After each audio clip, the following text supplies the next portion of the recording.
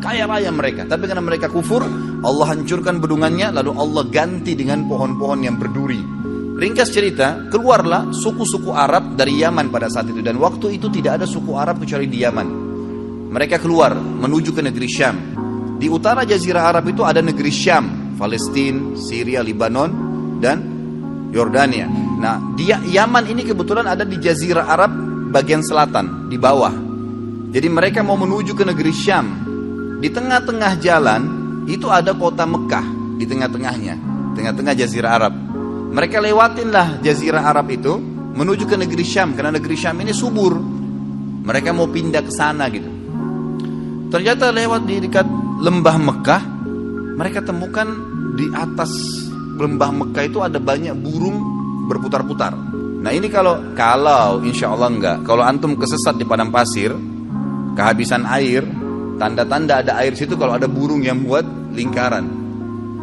Itu umumnya disebutkan dalam buku-buku sejarah. Mereka bingung, setahu kami di lembah ini enggak pernah ada air, kok bisa ada burung lagi berputar-putar. Mereka mampir, utus 2 orang, coba lihat di sana ada apa. Mereka kaget, mereka temukan Hajar dengan anaknya Ismail alaihissalam duduk di sebelah mata air Zamzam. Maka mereka pun punya adab dan akhlak. Mereka mengatakan, kami ingin tinggal di sini, suku kami suku besar. Tidak disebutkan jumlah mereka, tapi yang jelas ratusan orang pada saat itu. Satu suku semuanya pindah dari Yaman ke negeri Syam. Dan ini hasil dari doa Nabi Ibrahim alaihissalam yang berdoa minta diutus kepada Hajar dan Ismail orang yang bisa hidup bersama mereka. Diutuslah suku ini, dan suku ini bernama suku Jurhum. Suku Jurhum. Keluarlah suku Jurhum ini terus masuk, kemudian pamit dengan Hajar, wahai ibu, kami ini adalah satu suku yang besar dan kami keluar dari negeri Yaman, tapi kami nggak punya tempat tinggal. Bisa nggak kami tinggal di sini? Nanti kami bentuk komunitas, kami punya peternakan, kami juga ahli perkebunan, karena mereka memang ahli perkebunan di Yaman, gitu kan? Kami akan buat dan kami akan bayar upeti. Yang penting kami bisa hidup dekat mata air ini. Kata Hajar, baiklah. Maka spontan pada saat itu terbentuk komunitas kota Mekah. Ada mata air, kemudian ada penduduk yang tiba-tiba langsung dengan suku yang besar. Mereka membangun rumah, mereka sudah bawa peternakan, unta, sapi, kambing dibawa dari kampungnya Yaman. Terus mereka juga sudah mahir bercocok tanam. Mereka mulai menanami wilayah Mekah itu. Ringkas cerita, menjadi rapilah Mekah itu, mulai ada penghuni. Pada saat itu Ismail alaihissalam tumbuh besar di tengah-tengah suku Jurhum.